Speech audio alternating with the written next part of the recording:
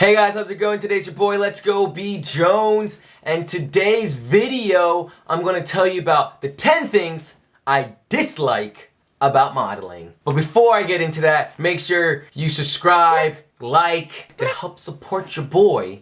Anyway, let's get it. Okay, so the number one reason, or the worst reason, the top, whatever you want to call it, the biggest downfall with modeling in general, no matter where you are, Korea, Japan, China, Mexico, anywhere, is a bad agency. Bad casting agency, bad mother agency, bad whatever agency. Because remember, they're always out to get a profit. You're just money to them. They don't really, some care about you, but you're just money, remember that. But then there's some bad agencies, as in agency A might offer you this amount of money. Agency B is offering you this amount of money. Same job, but they're offering you different pay because agency B is taking a huge chunk of it. Your money already gets trickled down. The company that wants the commercial is saying, hey, give the model this, and then the agency takes this, and then you're supposed to get this, but then some agencies give you that. And that's one of the biggest things. It's just a lot of agencies take a big chunk. You gotta always watch your back. When you first start, you do get taken advantage and you learn the ropes and how not to get taken advantage, but there are some bad agencies. Number two is if you do have an agency and them taking percentage. Well, I take it back. Before, it's casting agencies. Number one, it's kind of like casting agencies that offer you the job. My number two, your agency who gives you your visa or whatever. Some agencies take 50, some agencies take 30, some take 10, some take 0. I hate it. My mentality is, if you get me the job, yeah, take your percentage. But if I get the job on my own, I shouldn't have to give you 10, 20, 30% because you didn't do anything for me. Are you coming with me on the set and translating? No, I'm translating myself. But that's one thing I hate. Your visa agency taking percentage for doing nothing because they're not giving me house, depending on what agency you are. Some agencies don't give you anything. They just give you the visa and they still take percentage, but you gotta pay your own bills, your house, your makeup. You gotta do everything yourself. Anyway,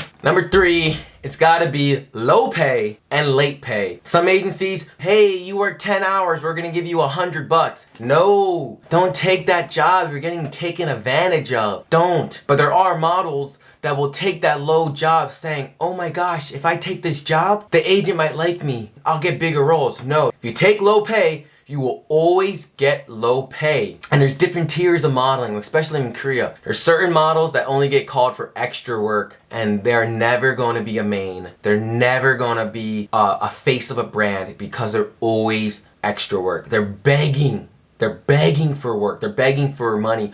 Oh my gosh, 10 hours, 100. Oh my God, please.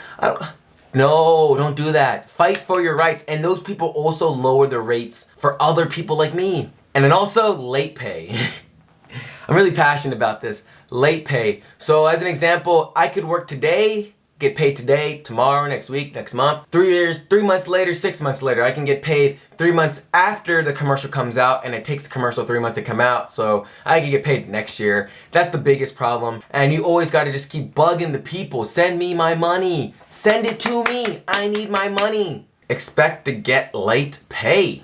Number four. If you're not popular, you're not gonna get a lot of work. And that brings people back to the 10 hours, $100, and extra work. If you're not popular, you're not gonna get work. For me, I guess I have a niche market because I am a black male, decently good looking, tall, so I do have a niche market. I do speak Korean, I can play guitar, I can dance a little bit. My hair is like this. I do have some competition, but I do have my niche market and it does get me work. But for other people, they're not as lucky as me. There's like 1,000 of you that look just like you that will lower the rates just to try to get that fame.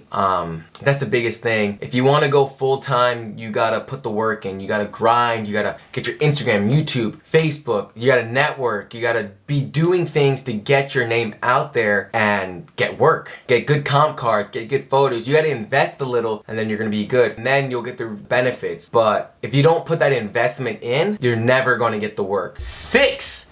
Being typecasted. Like I said before, I am a black male, moderately good looking, dance, guitar, hair like this. I don't want to be the gangster every role, for every drama, every movie. That doesn't always happen. I played a British art guitarist guy for a movie before, but it's always like, hey, can you be the gangster guy or the tattoo artist, blah, blah, blah. I'm like, or I'd be on a shoot and they always be like, hey man, can you bring some hip hop clothes? And I'd be like, I don't have that. And I'll send them some like whack clothes and they're like, okay, we'll bring our own clothes. Yes, that's what you're supposed to do.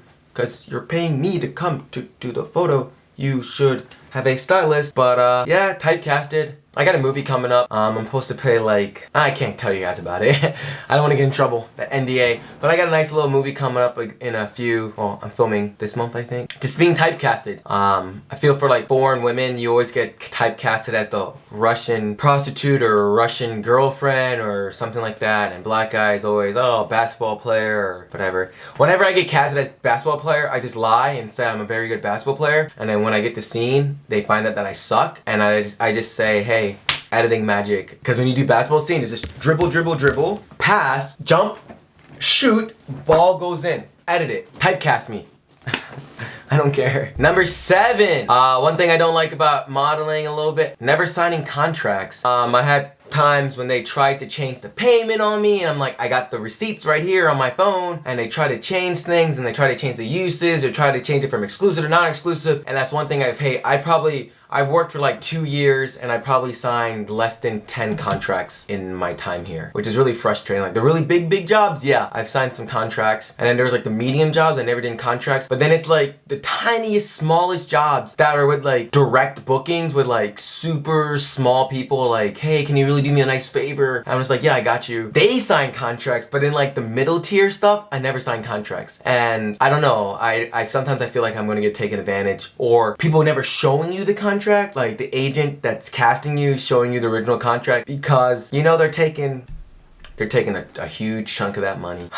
Fighting. 8. Another thing I hate is last minute changes. Last minute changes to location or time or anything. I did this like web drama. She said it was half day shoot, this pay. Then it switched to 9 hours, same pay. And I was like, what? Then it switched to 12. And me and my mate were about to walk. We were about to cancel the shoot. We were about to just not show up the day before and just not even tell her.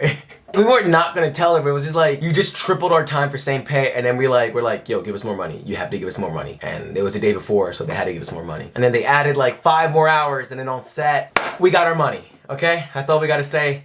She ain't never called me to work again, but that's a different story. I got my money because you can't switch me from 5 hours to 15 hours and pay me the same. But also like location changing. If you message me, I'm thinking this is Seoul. So the rate that I give you is for Seoul. If we're gonna go to an hour, 2 hour away location, you gotta pay me for my time. You gotta tell me that in advance before I agree. And then don't get mad at me if I say, hold up, that's 4 hours of travel. I can't shoot again. I try to do 2 shoots in a day. 5 hours in the morning, 2 hour break, and then 5 hours at night. If you got me doing 4 hours of travel, I'm losing money now. I just lost another gig. So please, agents, be upfront. Don't tell us the day before the location's changing or something like that. I can understand if it's weather. That's something you can't predict, but don't book me and then out of nowhere switch the location from Seoul to like, oh, we're gonna shoot in Paju or Gyeonggi-do or something really far. 9.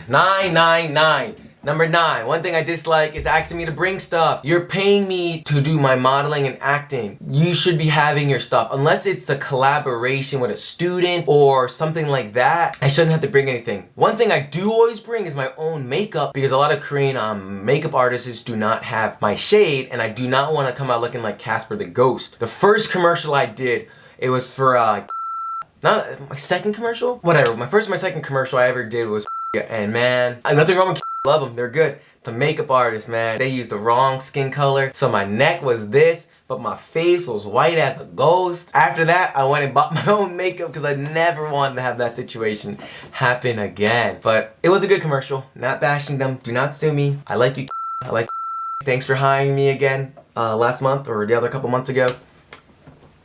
Woo! Brought my own makeup that time.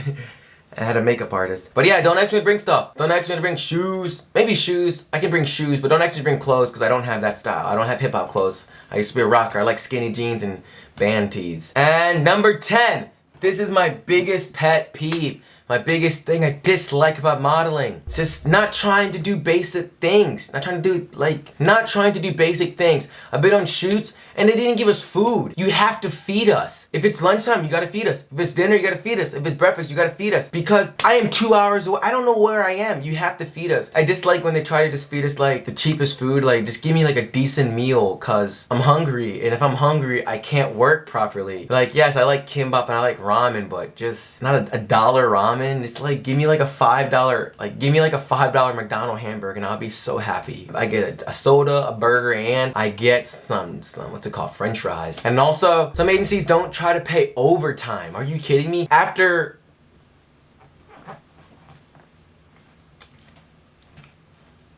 I'm always on the clock, okay? My time starts on arrival and I work until that time goes. If I see that it's gonna go late, I talk to you about 1 hour before and I set my overtime up. I already set it up before, but I always have overtime. I do not work without getting overtime because you're paying me for a time and I cannot work for free. So I hate when agencies try to cheat you out of your overtime and then it becomes a big struggle. Oh, but I don't. I'm like, give me my money, dude, because you are getting paid overtime. So I had an agency, they try to lie and say, I'm not getting paid for you're not getting paid for overtime. The company's not giving me money for overtime. And I'm like, yes, they are. They have to, because the cameraman and the stylist and all of them, they're getting paid for overtime too. Meaning, you gotta pay me for overtime, buddy. I still love modeling. I have no problem with it like that. I mean, those little 10 pet peeves that I have is not gonna make me not do it anymore. It's just little gripes that I have. And that's probably because of agency and not having a manager.